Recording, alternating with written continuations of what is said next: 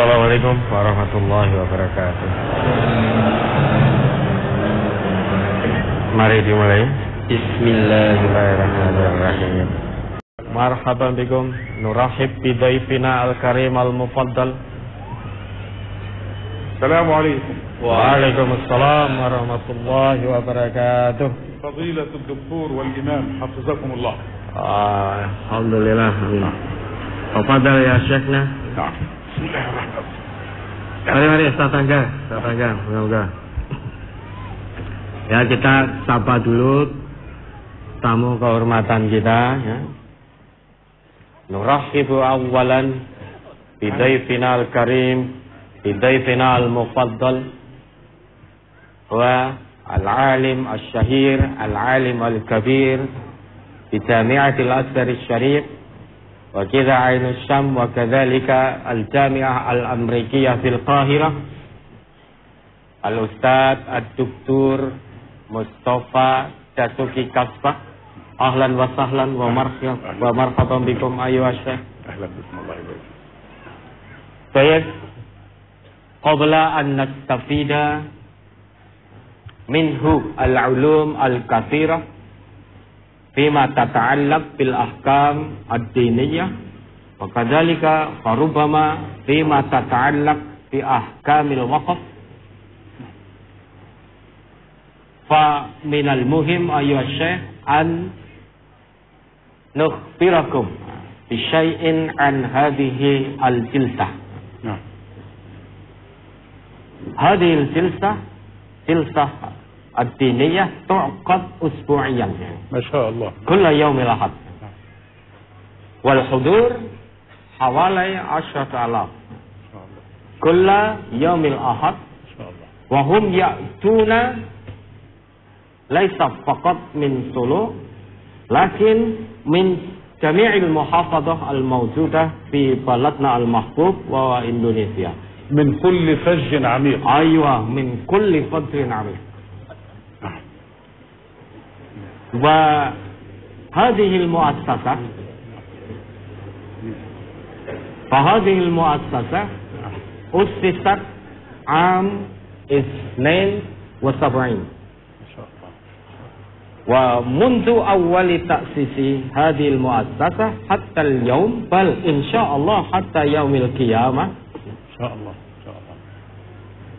تتحرك هذه المؤسسة بس للدعوة أو لنشر الدعوة الإسلامية علما وفقها وعملا إن شاء الله. ولذلك أيها الشيخ في هذه المناسبة الرائعة والغالية فإن شاء الله بعد قليل سنفضلكم وقتا ومحلا لإلقاء المحاضرة كي نستفيد منكم العلوم الكثيرة العلوم النافعة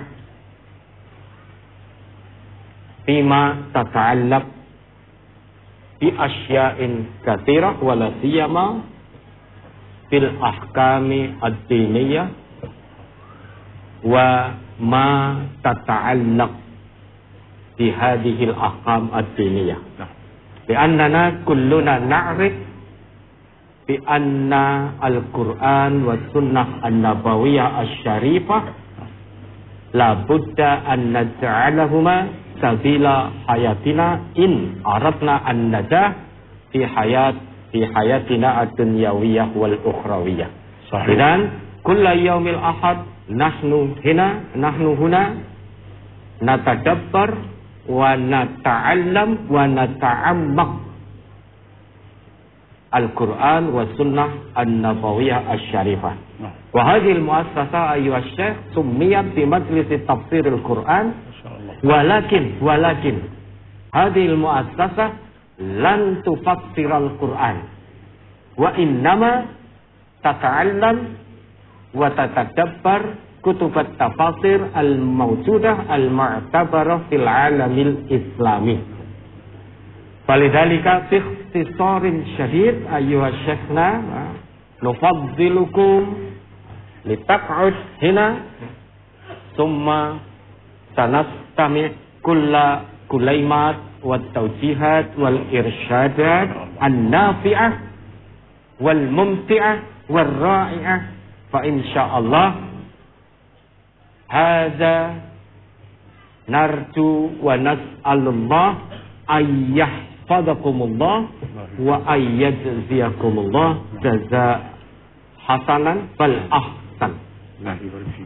Alidzalika ayyuhas syekh waqtan wa mahallan nufaddilukum. Syukran.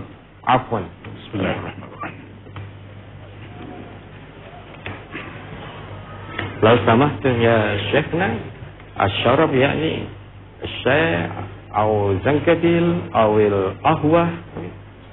طيب أنا شربت قهوة لكن في هذا الجمع أحتاج إلى قهوة مرة أخرى. إلى القهوة. نعم. يعني سكر خفيف. بدون سكر بدون حليب. نعم. بدون سكر بدون حليب. وهوت ساخنة. ساخن. ساخنة. ساخن. نعم. أيوة. نعم. Follow. Kopi tanpa gula panas. Assalamualaikum warahmatullahi wabarakatuh.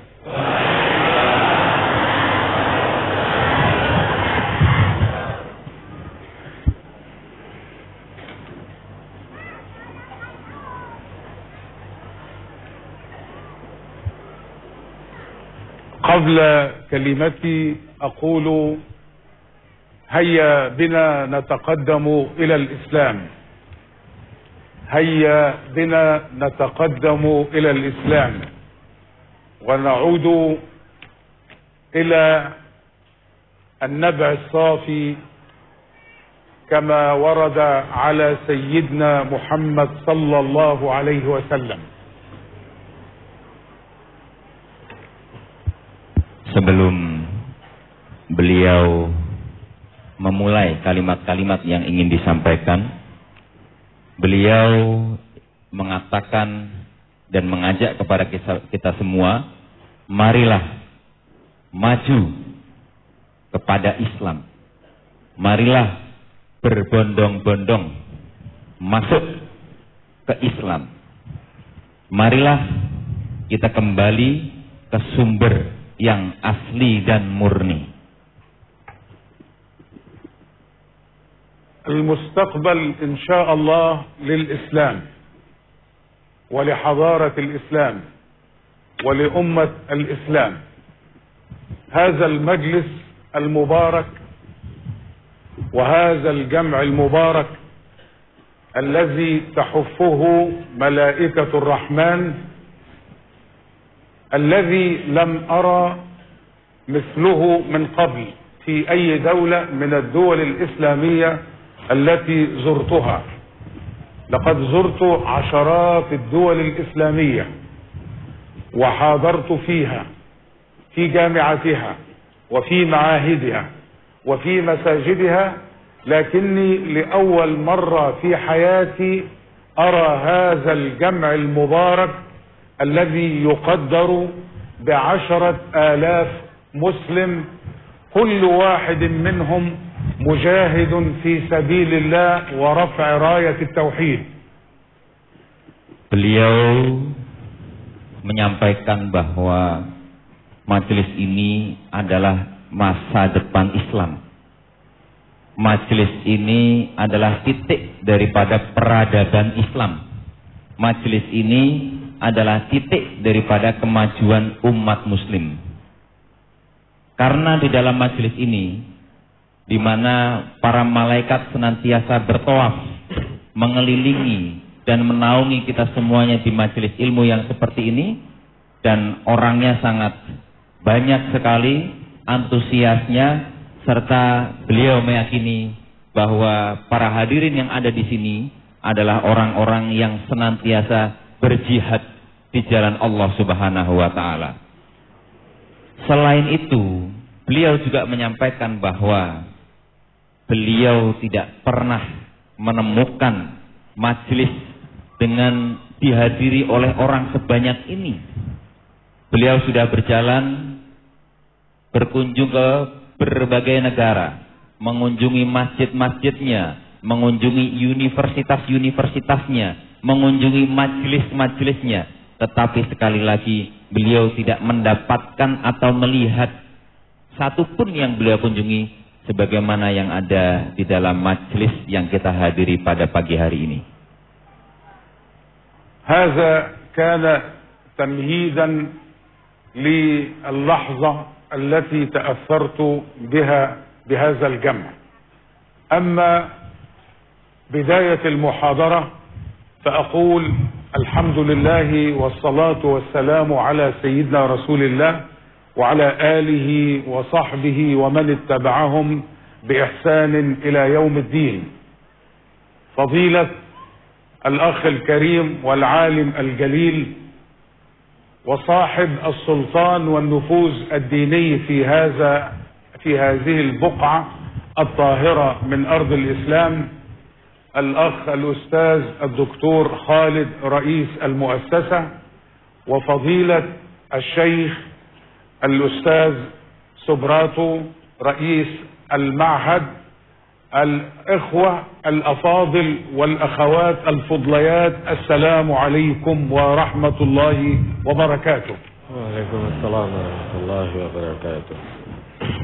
Yang beliau sampaikan tadi adalah uraian dari perasaan yang ada di dalam hati beliau, yang mana ini merupakan kesan yang mendalam bagi beliau karena datang ke suatu tempat dan menemui sebuah majelis yang belum pernah beliau saksikan selama ini.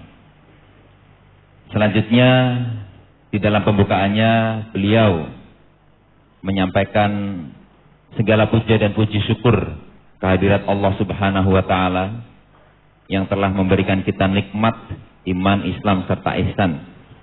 Dan yang kedua, salawat serta salam kita sampaikan kepada junjungan Nabi kita Muhammad sallallahu alaihi wasallam.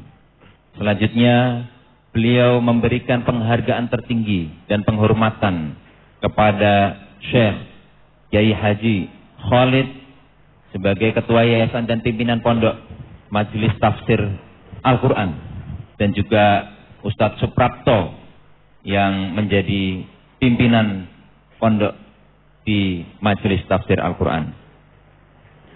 موضوع محاضرة اليوم تتناول الموضوعات التالية.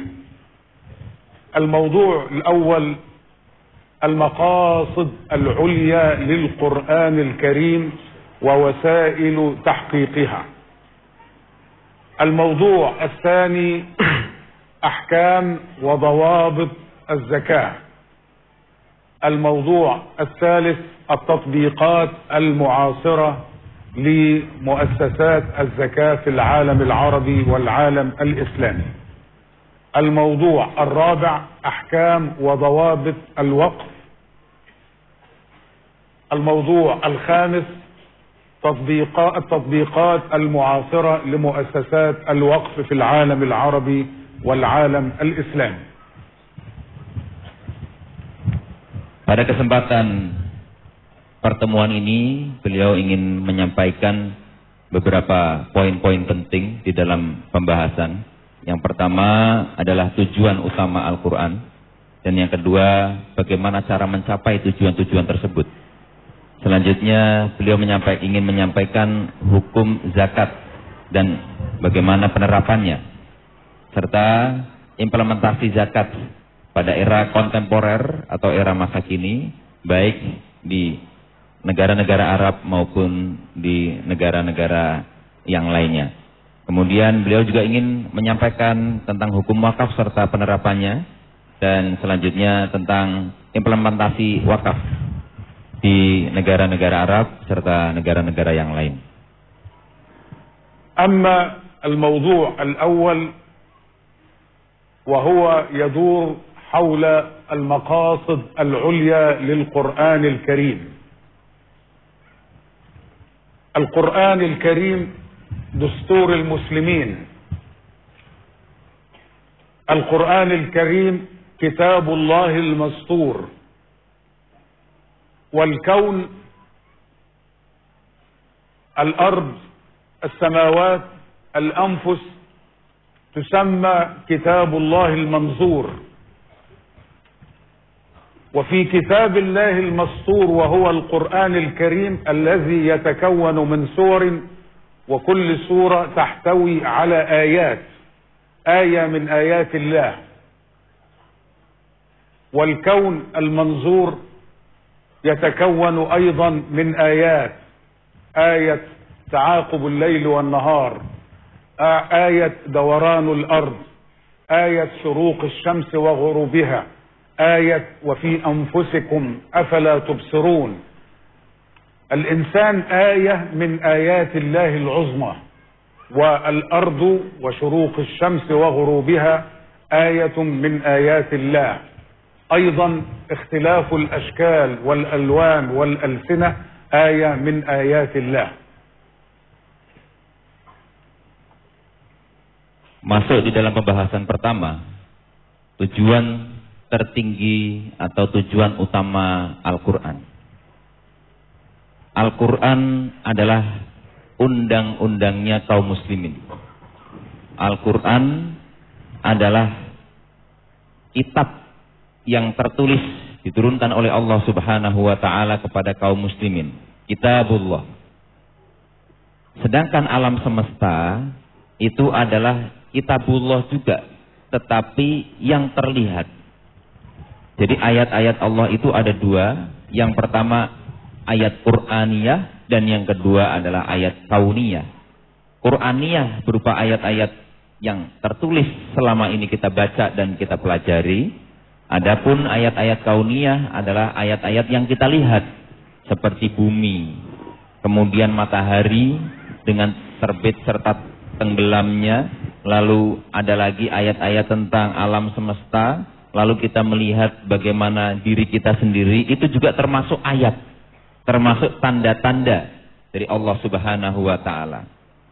Selain itu juga perbedaan warna kulit, itu pun termasuk pada ayat-ayat Allah.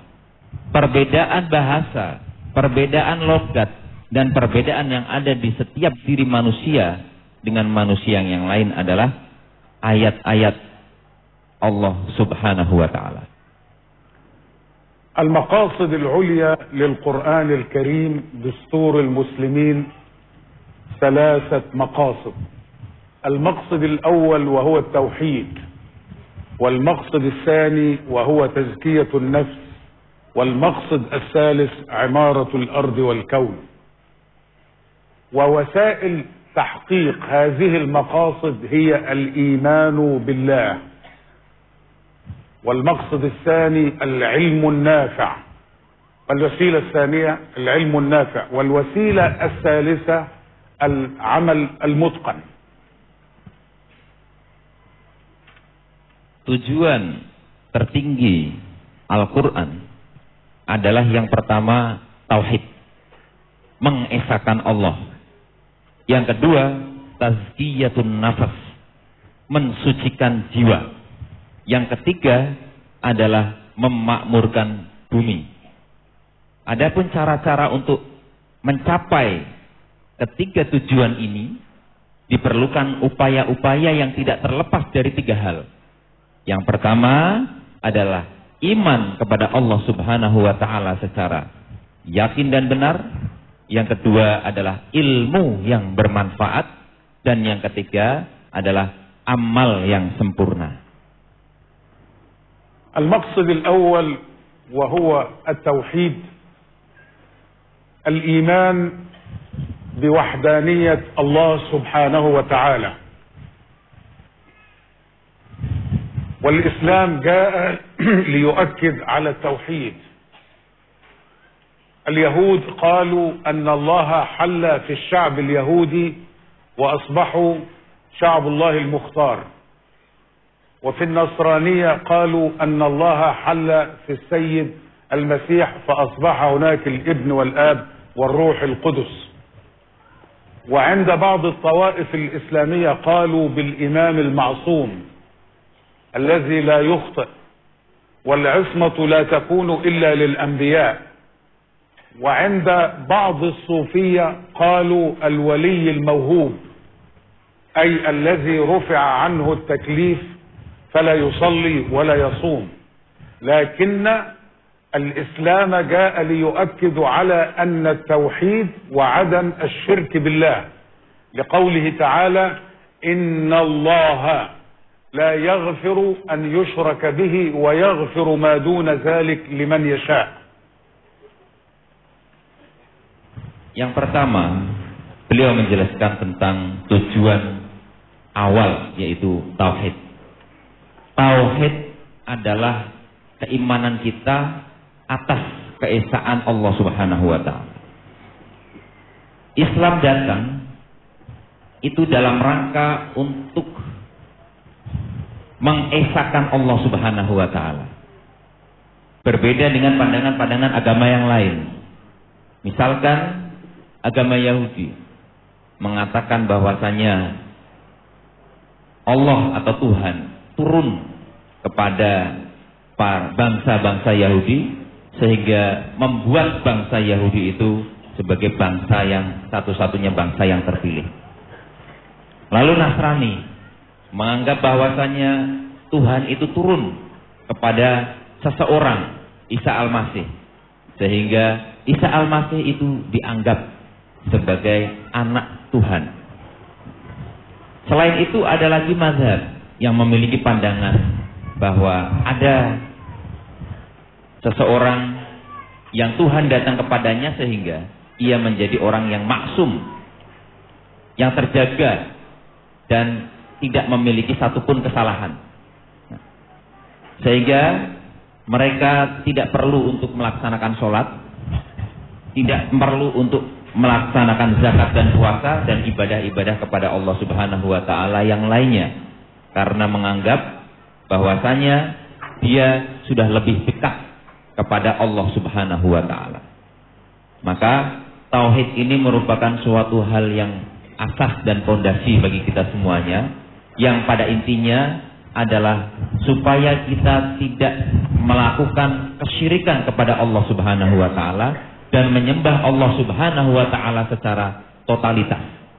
Sebab Allah Subhanahu wa taala telah menjelaskan di dalam firman-Nya bahwasanya Allah Subhanahu wa taala akan mengampuni semua dosa-dosa manusia kecuali satu dosa, yaitu dosa syirik.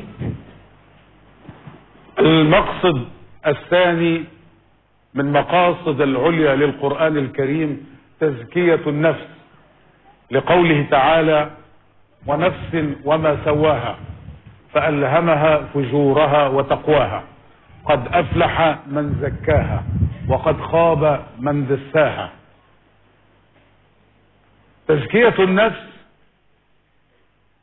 بمعنى أن الإنسان يلتزم بالزواج طبقا للشريعة الإسلامية، في المعاملات المالية طبقا للشريعة الإسلامية، في التعامل مع الشيوخ والأساتذة طبقا للشريعة الإسلامية، في طعامه وشرابه بالطعام الحلال، في لباسه باللبس المحتشم، لأن الإنسان فيه جانبين: الجانب الطبيعي وهو جانب الغرائز والشهوات، وإذا الإنسان سلك السلوك الطبيعي مثله كمثل الحيوان.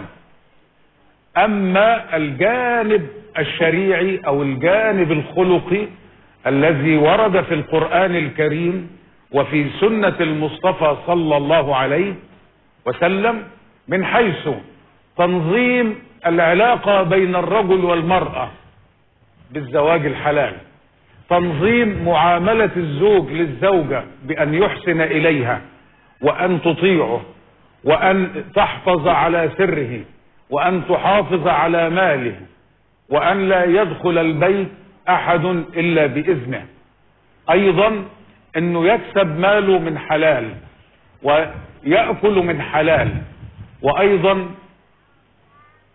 يتعامل مع الجار ويتعامل سواء الجار ذي القربى أو الجار الذي ليس من ذوي القربى.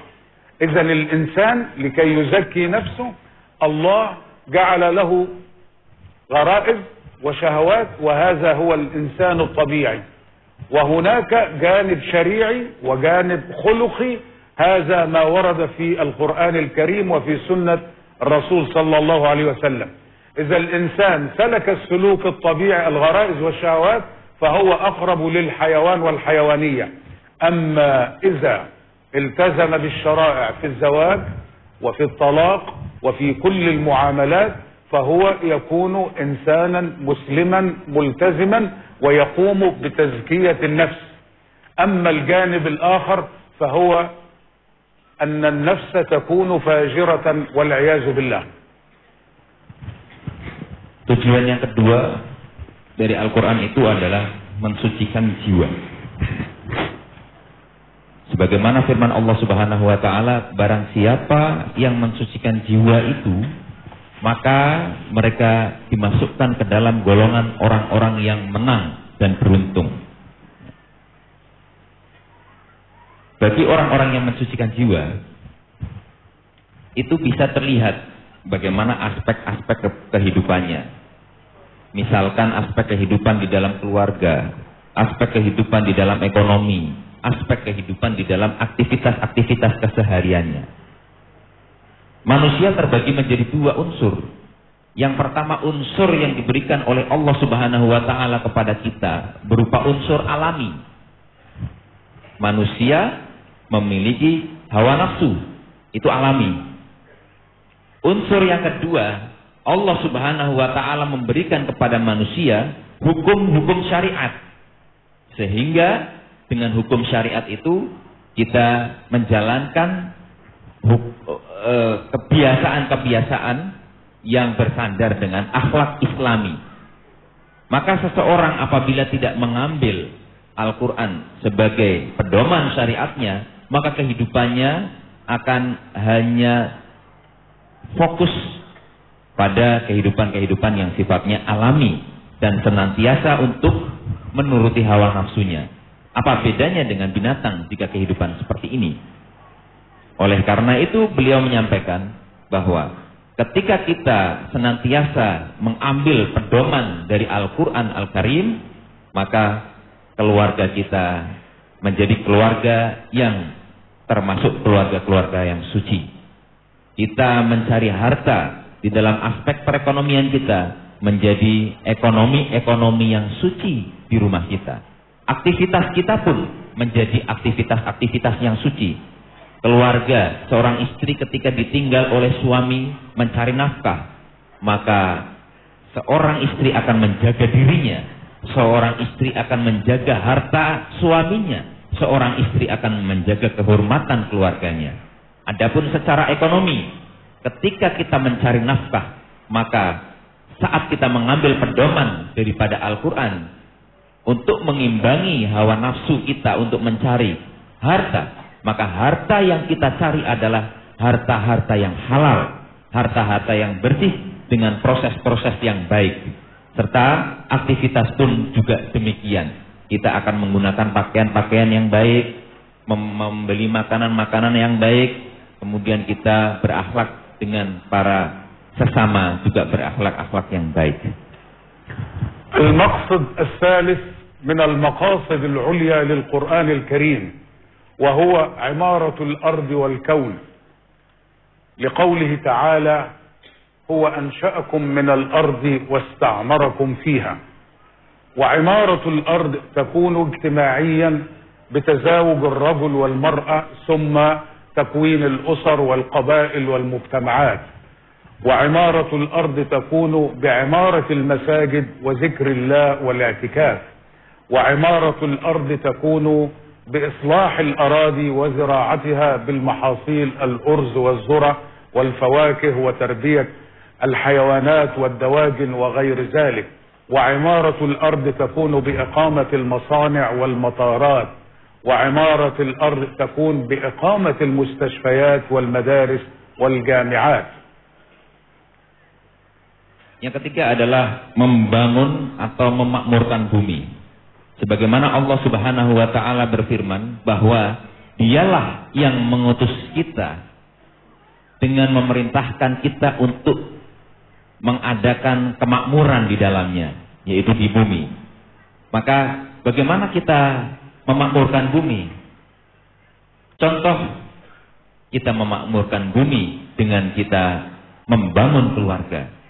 menikah, kemudian memiliki anak, memiliki putra dan putri, kemudian di situ disekolahkan, kemudian dibangun sehingga menjadi keluarga yang baik. Yang kedua, memakmurkan masjid dengan mendatangi masjid, dengan meramaikan masjid, dengan sholat di masjid, dengan berjamaah di masjid, dan juga dengan belajar di masjid.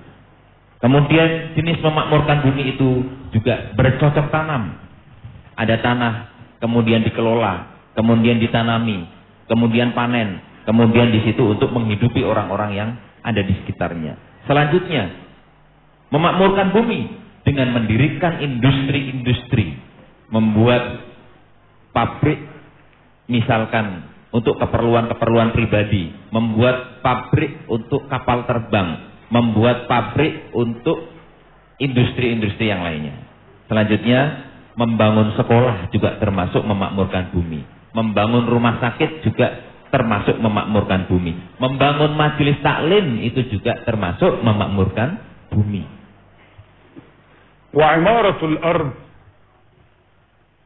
هي جزء من العبادة لقوله تعالى وما خلقت الجن والإنس إلا ليعبدون. ومفهوم العبادة في القرآن الكريم قوله تعالى قل إن صلاتي ونسكي ومحياي ومماتي لله رب العالمين لا شريك له وبذلك أمرت وأنا أول المسلمين. كل سلوك أو تصرف يفعله الإنسان هو عبادة، ومن العبادة عمارة الأرض. عمارة الأرض من أجل ماذا؟ الآيات الأولى من سورة البقرة بسم الله الرحمن الرحيم ألف لام ميم ذلك الكتاب لا ريب فيه هدى للمتقين. من هم المتقين؟ الذين يؤمنون بالغيب ويقيمون الصلاة ومما رزقناهم ينفقون والذين يؤمنون بما أنزل إليك وما أنزل من قبلك وبالآخرة هم يوقنون. يبقى صفات المتقين يؤمنون بالغيب ويقيمون الصلاة ومما رزقناهم ينفقون، ومن الإنفاق الزكاة، ومن الإنفاق التبرع بالصدقة الجارية وهي الوقف، ومن الإنفاق على الوالد والوالدة والزوج والزوجة، والإنفاق على الفقراء والمساكين.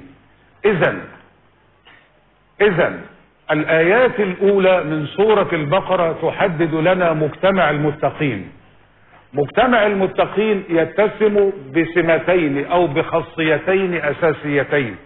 الخاصية الأولى أنه مجتمع القدوة. القدوة كنتم خير أمة أخرجت للناس تأمرون بالمعروف وتنهون عن المنكر. وأيضا مجتمع المتقين هو مجتمع القوة، وأعدوا لهم ما استطعتم من قوة ومن رباط الخيل ترهبون به عدو الله وآخرين إلى آخر الآية. يبقى مجتمع المتقين مجتمع القدوة، ومجتمع المتقين هو مجتمع القوة. من أجل ماذا؟ تحقيق الإشباع المادي. الإنسان يشبع غرائزه وشهواته في إطار الحلال، وأيضا الإشباع الروحي، الصلاة والصيام والحج والزكاة. هناك إرضاء للجانب الطبيعي في الإنسان وهو إشباع الشهوات والغرائز من خلال السلوك الحلال، السلوك الإسلامي، حشمة المرأة وحشمة الرجل، وأيضا الزواج يكون والعلاقات تكون من خلال العلاقات الحلال المشروعة، وأن عقد الزواج هو عقد مؤبد. عقد الزواج عقد مؤبد. عقد الزواج عقد مؤبد، لأنني سأشرح بعد قليل أن هناك محاولات لهدم الأسرة، وهدم الأسرة هي هدم للمجتمع، وهدم المجتمع هو هدم الأمة الإسلامية.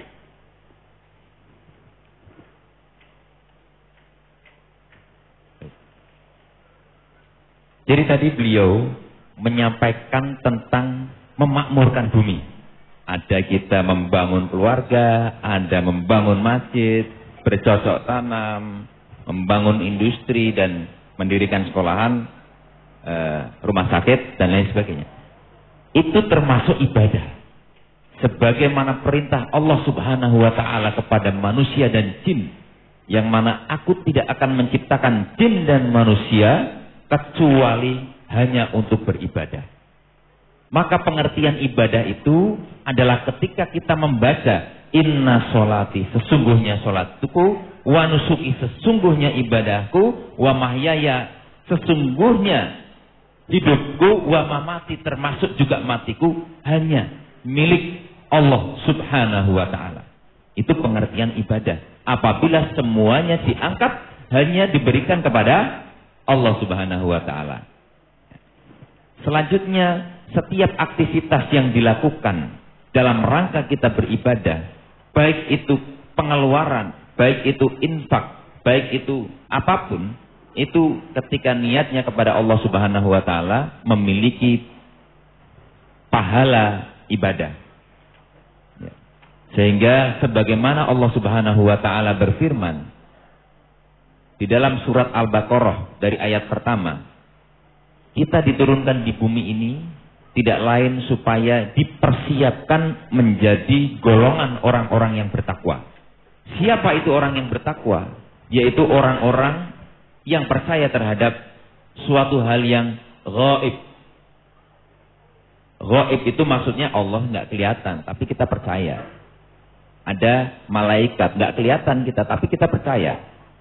Jin ada nggak kelihatan, tapi kita percaya dengan suatu hal-hal yang gaib. Dan kita nggak ngelihat Nabi sekarang, tapi kita percaya bahwasanya Nabi itu ada dan kita ikuti syariatnya. Bukan percaya pada hal-hal yang aneh-aneh. Ya. Selanjutnya mendirikan sholat, kemudian menunaikan zakat. Selain itu juga berinfak dari harta yang telah diberikan oleh Allah Subhanahu wa taala. Bermacam-macam, baik itu berupa zakat atau itu berupa wakaf. Wakaf atau zakat, sehingga ada orang-orang yang tidak mampu untuk memiliki harta, menikmati harta, mencukupi kebutuhan, itu bisa tercover dan terbantu oleh sesuatu yang kita infakkan. Kenapa perlu untuk seperti itu? Kita harus memahami betul bahwa kaum muslim adalah umat al-quwwah, qudwah, dan umat al-quwwah. Kita harus memiliki umat kita, umat Islam ini adalah umat percontohan, menjadi contoh umat-umat yang lainnya. Dan umat Islam ini adalah umat yang quwwah, memiliki kekuatan-kekuatan, baik kekuatan jasmani, baik kekuatan rohani, baik kekuatan akademisi, baik kekuatan-kekuatan yang lainnya. Sehingga dengan kekuatan-kekuatan dan percontohan-percontohan yang telah kita lakukan dalam rangka kita menjadi orang-orang yang bertakwa atau umat-umat yang bertakwa, maka itu bisa untuk mencukupi kebutuhan-kebutuhan jasad kita dan kebutuhan-kebutuhan ruh kita. Kebutuhan jasad kita, apabila kita menjadi umat yang bertakwa dan kita menjadi umat percontohan karena umat yang terbaik, dan menjadi umat yang memiliki kekuatan, kita sudah tidak bingung lagi bagaimana kita untuk makan, bagaimana kita untuk hidup, bagaimana kita untuk berkarya, bagaimana kita membangun. Ini untuk kebutuhan-kebutuhan jasad. Sedangkan untuk kebutuhan-kebutuhan ruh, kita bisa pergi haji, kita bisa umroh, kita bisa melaksanakan ibadah-ibadah yang notabene-nya hanya bisa dilaksanakan dengan apabila kita memiliki kekuatan. Karena termasuk beliau menyampaikan termasuk berkeluarga. Berkeluarga itu kita juga harus memiliki kekuatan. Nah, sekarang ini nanti beliau akan menyampaikan ada upaya-upaya tentang menghancurkan sosial kemasyarakatan yang dimulai diawali dari rumah. Maka beliau mengingatkan bahwasanya nikah itu adalah akad mu'abbad. Nikah itu adalah perjanjian abadi. nikah itu adalah perjanjian atau akad yang abadi. Bagaimana abadi? Karena nikah selamanya. Ya. Nah, orang-orang yang memiliki upaya untuk merusak sosial masyarakat, merusak bangunan negara, mereka akan pertama kali menyerang apa yang ada di dalam keluarga. Suami dirusak, istri dirusak, kemudian keluarga dirusak, kemudian masyarakat yang kecil dirusak, sehingga akan terjadi kerusakan pada masyarakat yang besar. Al-maqasid al-ulya lil-Quran al-Karim at-tauhid wa tazkiyatun nafs wa imaratul ard wa mujtama' al-muttaqin wal-ishba' al-maddi wal-ishba' al-ruhi lil-insan. نجد أن الآية الكريمة بسم الله الرحمن الرحيم وابتغ فيما آتاك الله الدار الآخرة ولا تنس نصيبك من الدنيا وأحسن كما أحسن الله إليك ولا تبغ الفساد في الأرض إن الله لا يحب المفسدين. نجد الآن العلمانية والماسونية وغيرها تحاول هدم الإيمان عن طريق نشر الإلحاد، وثانيا هدم الأسرة من خلال نشر الإباحية والشذوذ، وثالثا هدم الشباب من خلال المخدرات والإدمان. فالشباب هم الذين يعمرون الأرض اجتماعيا بالزواج وإنجاب الأولاد، الشباب هم الذين يعمرون المساجد، الشباب هم الذين يعمرون زراعة الأرض والصناعة. وهدم الأسرة، إذا انهدمت الأسرة انهدم المجتمع وانهدمت الأمة الإسلامية. وهدم الدين أن عدم الخوف من الله وأن كل شيء مباح. نحن نخاف من الله، ولذلك في كل فعل وفي كل تصرف نفعله دائما يكون الله سبحانه وتعالى. فإذا انتهى الله من الوجود نجد أنه هذا الأمر حاضر، نجد أنه هذا الوقت يجعل الإنسان غير مؤمن وغير ملتزم. طيب كلام ده حاضر. Jadi dengan itu tadi untuk mencapai itu 3 tujuan Al-Quran, ya, baik itu tauhid, tazkiyatun nafas, dan memakmurkan bumi, kita harus memahami betul tentang ayat dan firman Allah Subhanahu wa taala. Dan carilah pahala negeri akhirat dengan apa yang telah dianugerahkan oleh Allah kepadamu, tetapi janganlah kamu lupakan bagianmu di dunia dan berbuat baiklah kepada orang lain sebagaimana Allah telah berbuat baik kepadamu. Dan janganlah kamu berbuat kerusakan di bumi, sungguh Allah tidak menyukai orang-orang yang berbuat kerusakan. Maka sekarang ini sudah banyak mulai faham-faham sekulerisme yang muncul dan memengaruhi anak-anak muda kita. Anak-anak muda kita ini dijauhkan dari agama. Anak-anak muda kita ini dijadikan untuk tidak mengerti dengan agama, tidak mempelajari syariat Islam, dibikin asik dengan dunia-dunianya, hanya untuk supaya mereka lengah. Karena sekuler ini tahu bahwa anak muda itu adalah yang kelak akan membangun Islam. Anak muda adalah yang kelak akan membangun negara. Anak muda adalah yang kelak akan memakmurkan bumi demi untuk mewujudkan stabilitas, baik itu ekonomi, baik itu pendidikan, baik itu hal-hal yang lainnya yang diperlukan oleh kaum muslimin. Kita dirusak. Maka kembali kepada Al-Quran itu adalah satu-satunya jalan kita supaya kita terhindar dari itu semua. بعد أن انتهينا من مقاصد العليا للقرآن الكريم، الوسائل التي تحقق ذلك باختصار شديد. الوسيلة الأولى وهي الإيمان بالله، والإيمان بالله لا بد أن يكون مقرونا بالإيمان برسله وبكتبه وباليوم الآخر. والوسيلة الثانية وهي العلم النافع أيضا لا يكون عمل الإنسان الذي يعمل بدون علم يخرب أكثر مما يعمر.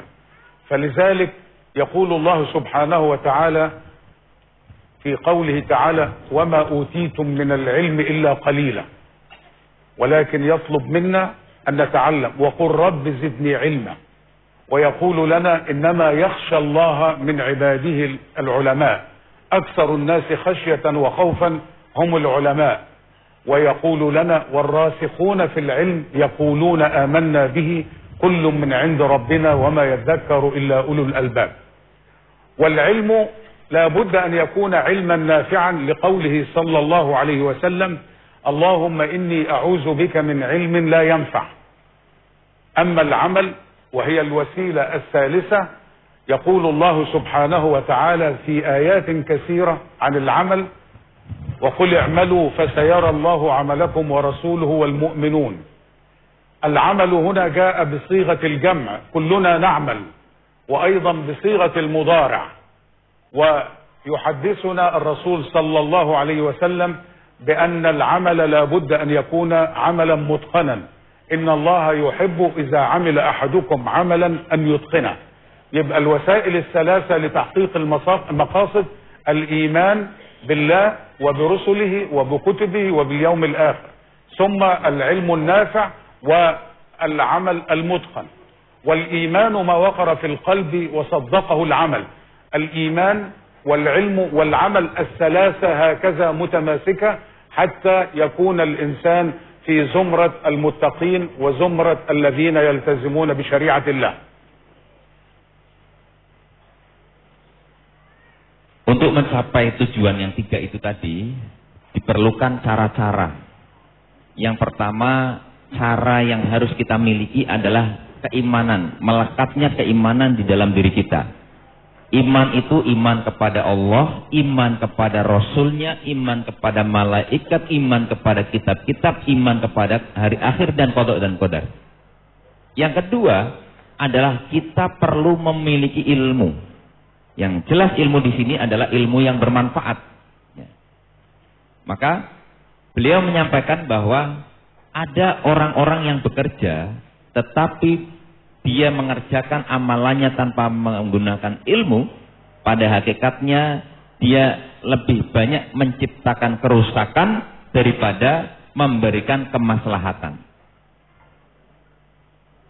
Kenapa kita perlu untuk mencari ilmu? Sebagaimana Allah Subhanahu wa taala berfirman, "Wa ma utitum minal ilmi illa qalila."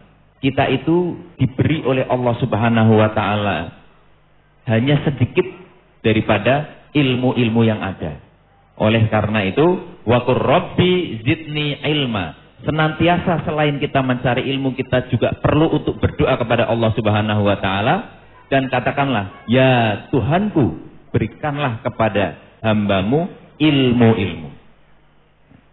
Selanjutnya, supaya apa kita punya ilmu banyak, kita menjadi orang berilmu? Tidak lain tujuannya, innama yakhsyallah min ibadihil ulama.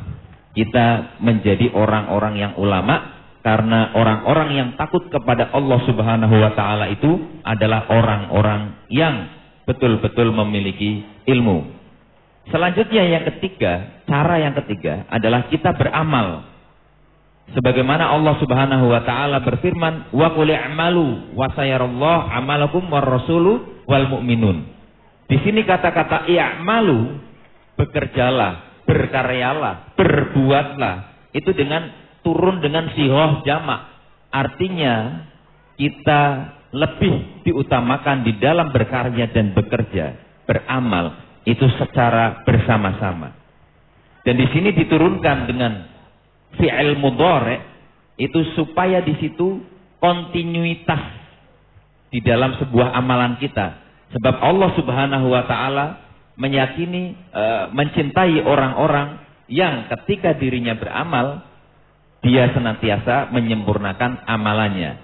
Wa qul i'malu fasayarallahu amalakum wa rasuluhu wal mu'minun. Berbuatlah, beramallah, bekerjalah, berkaryalah sehingga sesungguhnya Allah akan melihat karya kita, Rasulullah akan melihat karya kita, dan orang-orang beriman di antara kita akan melihat karya-karya yang kita ciptakan. والآن نتكلم عن أحكام وضوابط الزكاة. الزكاة هي الركن الثاني من أركان الإسلام، الركن الثالث من أركان الإسلام، وفرضت في السنة الثانية من الهجرة، ولها دليل في القرآن الكريم: خذ من أموالهم صدقة تطهرهم وتزكيهم بها وصل عليهم إن صلاتك سكن لهم. وأيضا لم يترك القرآن الكريم الزكاة هكذا تجمع، ولكن حدد المصارف: إنما الصدقات للفقراء والمساكين، فهناك الفقير وهناك المسكين والعاملين عليها والمؤلفة قلوبهم والغارمين وفي الرقاب وابن السبيل وفي سبيل الله. وإنكار الزكاة إنكار لمعلوم من الدين بالضرورة، يخرج الإنسان من ملة الإسلام إلى دائرة الكفر. والأصناف التي وردت فيها أو المال الذي تؤخذ منه الزكاة هو النقود وعروض التجارة وزكاة الزروع والثمار وزكاة الأنعام وزكاة الثروة المعدنية والركاز. الزكاة تؤخذ من الأغنياء وتعطى للفقراء والفئات التي حددتها الآية القرآنية الكريمة. وأبو بكر رضي الله عنه عندما انتقل الرسول إلى الرفيق الأعلى امتنع بعض القبائل عن دفع الزكاة فقاتلهم عليها، لأن الإسلام له نظام سياسي ونظام ديني ونظام اجتماعي واقتصادي، والزكاة هي الركن الركين والأساس في النظام الاقتصادي. وكمل. Selanjutnya beliau masuk ke pembahasan tentang zakat. Jadi zakat ini adalah rukun ketiga dari rukun Islam. Diwajibkan dan disyariatkan pada tahun kedua Hijriah. Dengan firman Allah, ambillah sebagian dari harta mereka ya, sebagai sedekah untuk membersihkan dan mensucikan dengan harta itu tadi. Kepada siapa kita memberikan hartanya? Satu, kepada fakir miskin, kemudian kepada amil, kemudian pada mu'allafat qulubuhum atau mu'allaf, kemudian kepada ar-riqab, orang-orang yang di dalam penjara lalu atau tertahan, kemudian gharim, orang-orang yang berhutang, fi sabilillah dan ibnu sabil. Apa saja harta-harta yang kita ambil untuk dalam rangka menunaikan zakat? Yang pertama uang, yang kedua barang dagangan, kemudian ada lagi pertanian, hasil ternak dan hasil tambang. Dulu ketika zaman Abu Bakar radhiyallahu anhu ada suatu golongan yang melakukan sholat tetapi tidak menunaikan zakat, sehingga oleh sahabat Abu Bakar radhiyallahu anhu kaum-kaum ini diperangi. Itulah mengapa pentingnya zakat bagi kaum muslimin. Karena orang yang keluar melarang zakat, tidak mau untuk menunaikan zakat, pada hakikatnya dia telah keluar daripada agama Islam. Sebab Islam itu punya aturan. Islam itu punya aturan yang menjaga perekonomian, yang menjaga sosial, yang menjaga pertahanan. Semuanya telah diatur di dalam agama Islam. Jadi pentingnya zakat di dalam aspek-aspek perekonomian, sehingga zakat ini wajib untuk dikeluarkan. Bagi siapa yang tidak mengeluarkan zakat, maka dia tergolong ke dalam orang-orang yang mengingkari agama. والأموال التي تجب فيها الزكاة النقود وعروض التجارة والزروع والثمار والأنعام والثروة المعدنية والركاز. سنأخذ مثال من النقود وعروض التجارة. النقود وعروض التجارة سعر الزكاة أو معدل الزكاة 2.5%، ونصاب الزكاة ما يعادل 85 جراما من الذهب أو 595 جراما من الفضة. فإذا أخذنا مثالا، شخص لديه 85 جرام من الذهب، وقيمة جرام الذهب في السوق 1,000,000 روبية. إذا امتلك مبلغ 85 مليون روبية وحال عليها حول، أي مر عليها عام، بمعنى أنه أكل وشرب وعنده بيت وعنده سيارة، وهذا المبلغ اللي هو 85 مليون روبية فائضة بعد كل شيء، بعد الحوائج الأصلية ما تم سدادها واستيفاؤها. هذا المبلغ 85 مليون روبية يمر عليها عام هجري تجب فيها الزكاة. طيب نفترض انه معه هذا المبلغ 85 مليون روبية، لكن عليه دين، قسط سيارة، قسط بيت، في تجارة وعليه ديون مثلا 30 مليون، يبقى هو لا يمتلك 85 مليون كاملة، بل هو يمتلك 85 مطروحا منها 30 مليون، يكون الباقي 55 مليون. هذا المبلغ الباقي لم يبلغ النصاب. إذن الرجل الذي عليه ديون لا تجب عليه الزكاة طالما أنها لم تبلغ النصاب. يبقى في زكاة النقدين وزكاة عروض التجارة أن يكون المال مملوكا ملكا تاما دون ديون، ويمر عليه حول كامل، ويكون بعد قضاء الحوائج الأصلية. لو عنده طائرة خاصة لا زكاة عليها، لو عنده بيت قصر كبير لا زكاة عليه، لأن الأدوات المملوكة عروض قنية لا زكاة فيها، بينما عروض التجارة هي التي تزكى إذا بلغت النصاب 85 جرام. النموذج الثاني طبعا زكاة الزروع والثمار لا يمر عليها الحول، لقوله تعالى وآتوا حقه يوم حصاده. وبالنسبة لنصاب الزكاة الزروع والثمار، إذا بلغت الزروع والثمار وزنا 655 كيلو جرام تجب فيها الزكاة. ويكون سعر الزكاة إذا كانت تروى بماء المطر 10%، وإذا كانت تروى بالآلة 5%.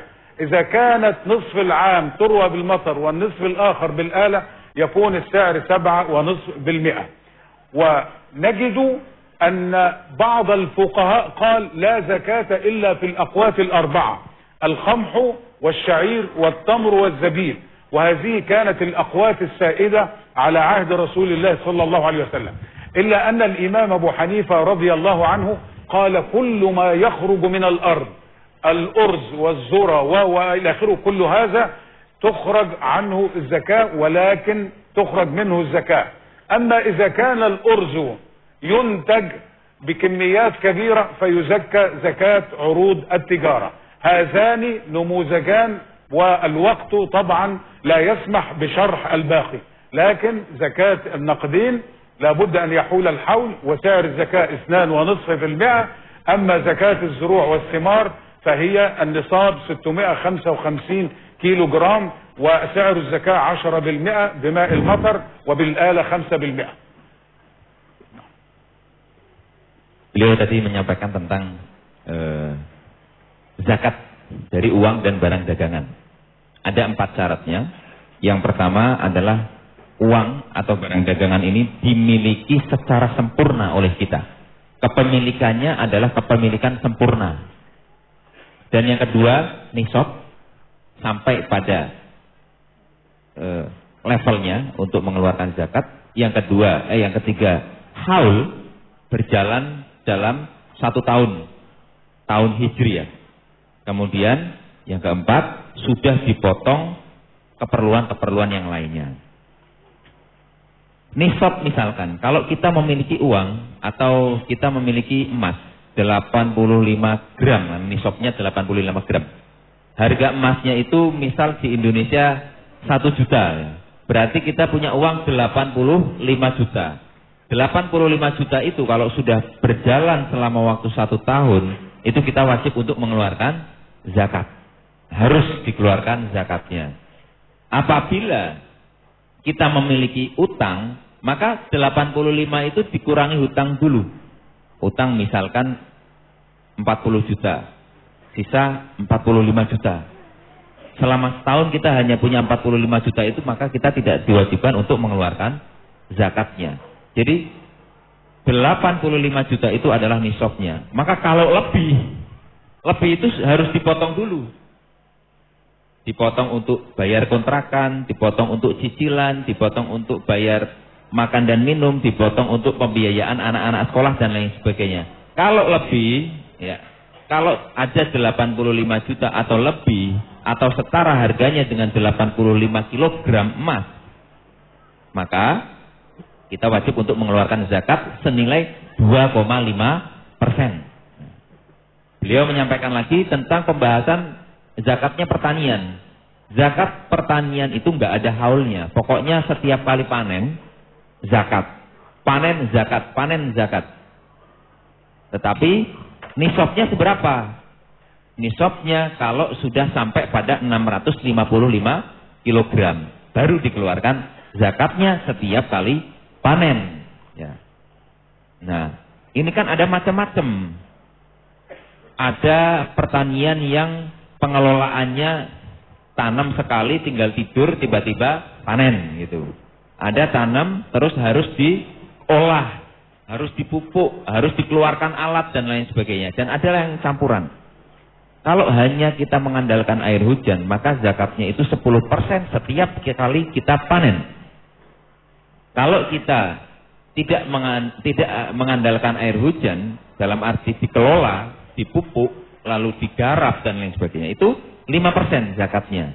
Kalau gabungan, sesekali kena air hujan, sesekali disirami dan dikelola, kemudian dikeluarkan alat-alat pupuknya, ya, maka itu zakatnya zakat gabungan antara yang pertama dan yang kedua, yaitu 7,5%.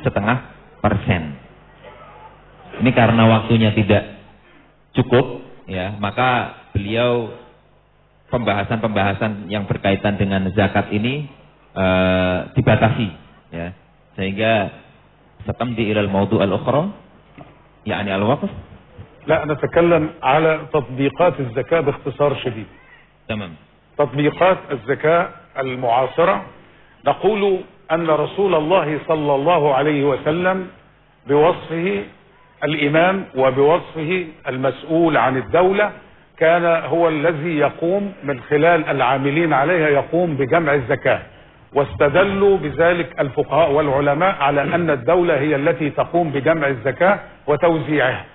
ثم وجدنا أن سيدنا عمر وسيدنا أبو بكر كانوا يجمعون الزكاة ويوزعونها على الفقراء، واستمر ذلك، إلا أنه في العصر الحديث الدول تقوم بفرض الضرائب على الناس ولا تجمع الزكاة، إلا أننا وجدنا تطبيقات. في الكويت هناك بيت التمويل الكويتي يحصل على أموال الزكاة من الأغنياء، لأن الكويت دولة غنية، ثم يوزعونها على بقية دول العالم الإسلامي.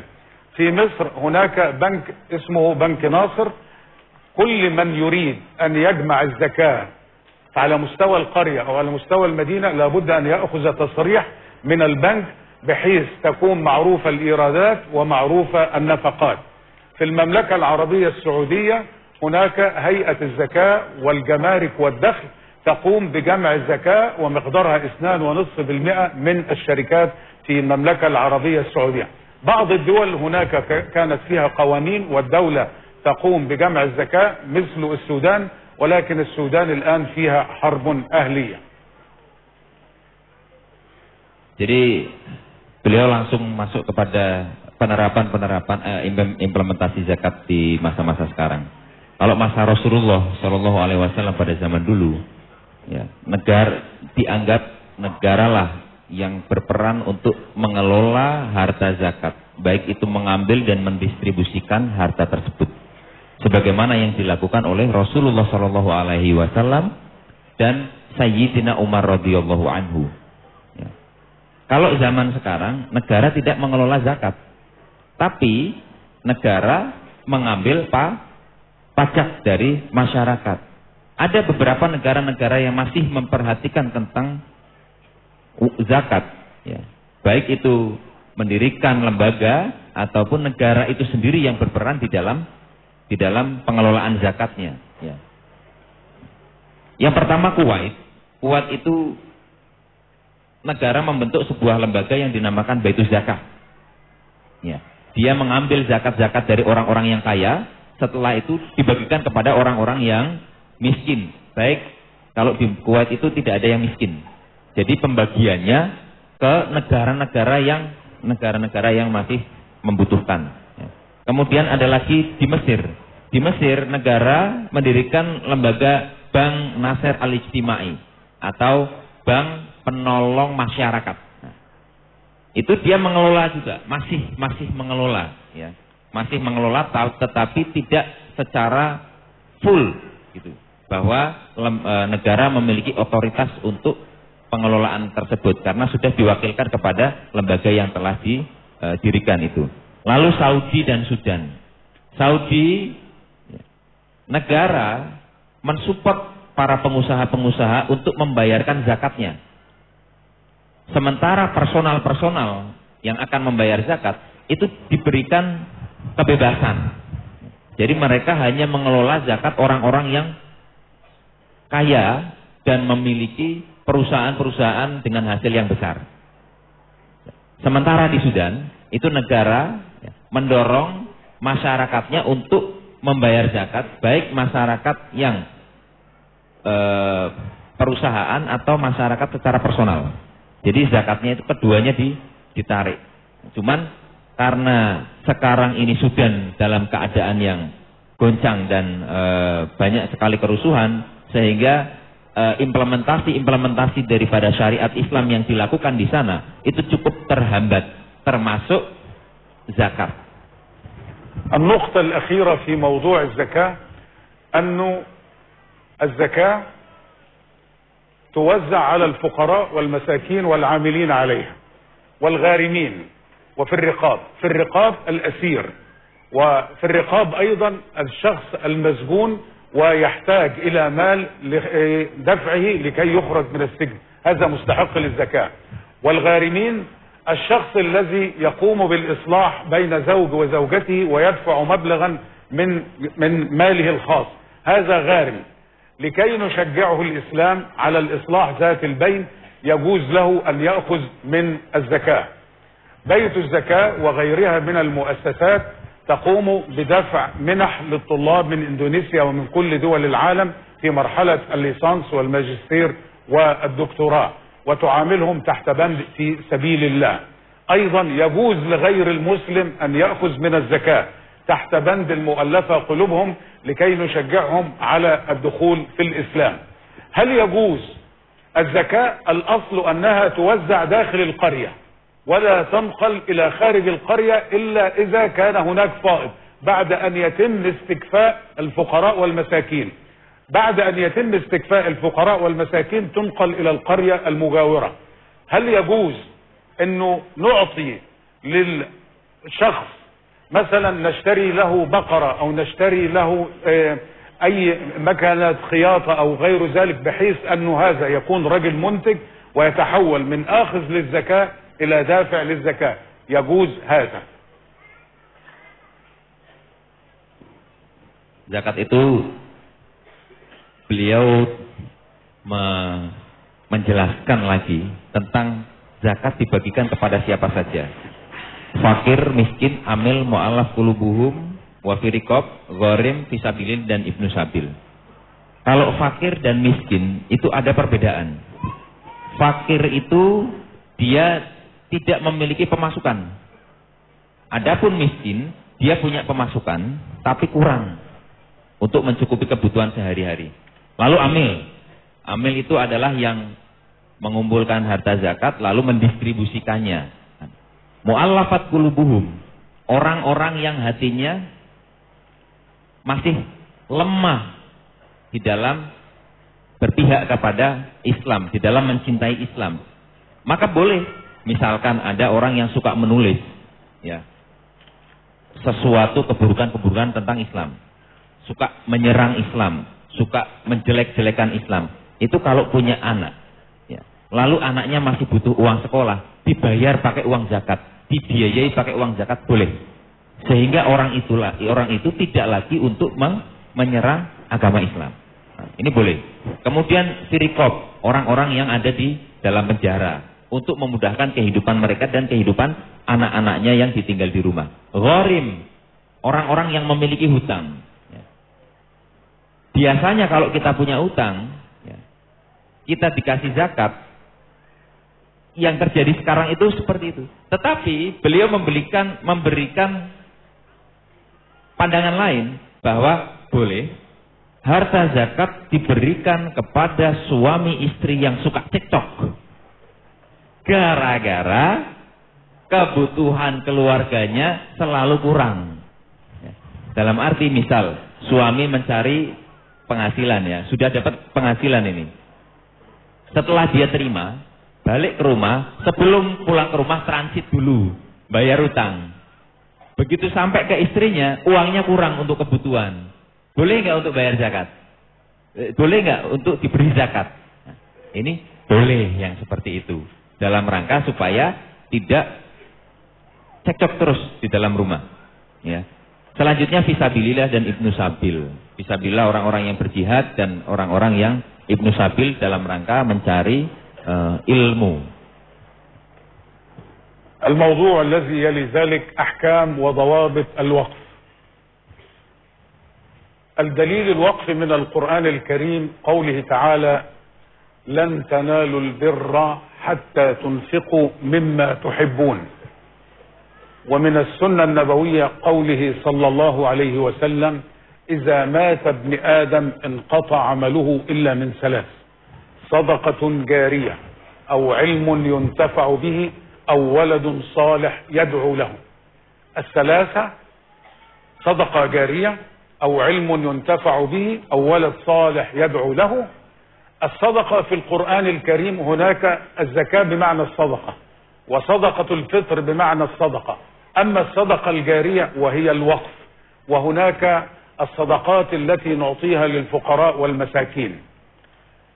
وبالنسبة للفقهاء، الفقهاء اجتهدوا وخاصة جمهور الفقهاء وقالوا أن عقد الوقف عقد مؤبد وعقد ملزم لمن أوقف مالا، بينما الإمام أبو حنيفة رضي الله عنه قال إنه عقد الوقف عقد مؤقت وعقد غير لازم، وقال لو أن هناك شخص في أول العام أوقف مالا ثم حدث زلزال أو حدث بركان أو كارثة من الكوارث وأصبح فقيرا أو مسكينا، يجوز له أن يأخذ ماله، وبالتالي عقد الوقف غير لازم له وعقد مؤقت. طيب، ما معنى الوقف أو أنواع الوقف؟ خلاص. طيب، يمكن 5 دقائق. طيب، 5 دقائق يزداد إلى 10 يمكن ولا صعب؟ طيب، يعني ننتهي في 12 يعني 10 لا بأس. طيب، لكن بعد ذلك نؤتي الفرصة إلى الحضور للسؤال والجواب. حاضر حاضر حاضر. بالنسبة لأنواع الوقف، هناك الوقف الخيري، والوقف الخيري مثلما يوقف شخصا مالا، وسنعرف الأموال، على المستشفى، على مدرسة، على دار الأيتام، على المقابر، على المساجد. هذا هو الوقف الخيري. والوقف الذري هو الذي الرجل يوقف على زوجاته وعلى أبنائه وعلى أحفاده وقفا ذريا. ويمكن أن يكون وقفا مشتركا يجمع ما بين الوقف الذري والوقف الأهلي. طيب، ما هي أنواع المال الوقف؟ هناك وقف الأراضي، سواء أراضي زراعية أو أراضي البناء والمباني، وهناك وقف المنقولات، سيارة أو سفينة أو جهاز كمبيوتر أو ماكينة تصوير، وهناك وقف النقود، وهناك وقف منافع الإنسان، ووقف منافع الأعيان وأنواع أخرى من هذه الأموال.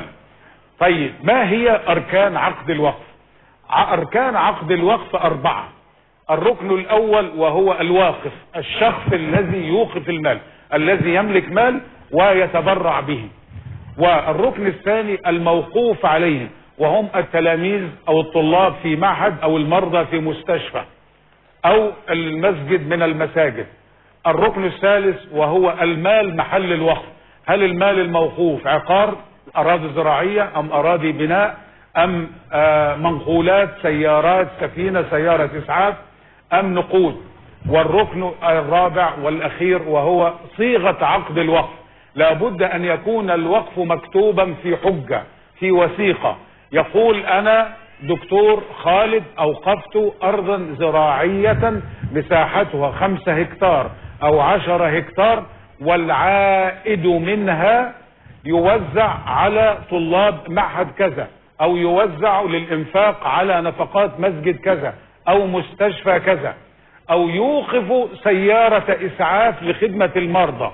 السيارة هنا لا تباع ولا تشترى ولا ترهن، وإنما الناس يستفيدون من منافع السيارة في نقل المرضى ونقل الموتى.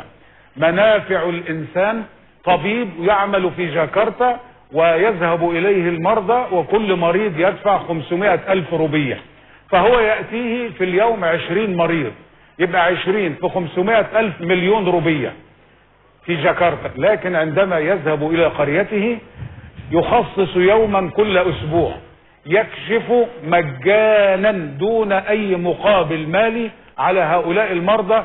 إذن هو تبرع ب1,000,000 روبية لأهل قريته، هذا يسمى وقف منافع الإنسان. أما بالنسبة للتطبيقات المعاصرة للوقف، فنجد أن هناك مؤسسات كثيرة في إندونيسيا وفي مصر وفي المملكة العربية السعودية.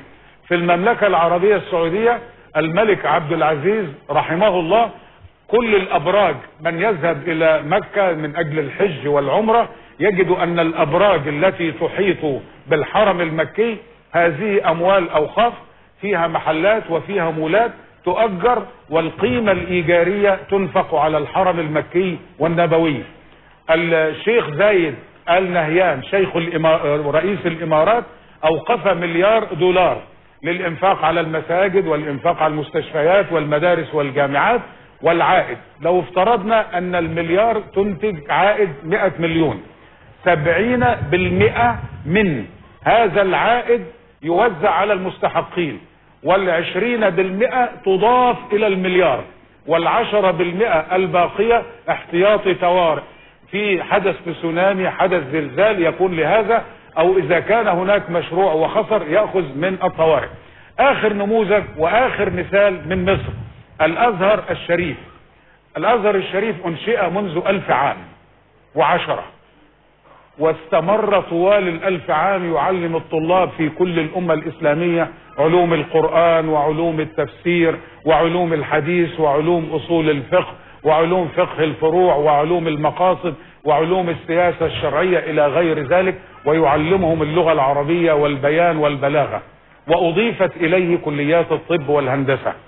والأزهر الشريف يدرس في جامعته حوالي 400,000 طالب، وفي معاهده أكثر من 250 أو 250,000 طالب. كل هذا من أموال الأوقاف التي تبرع بها الأغنياء والأثرياء للإنفاق على الطلاب.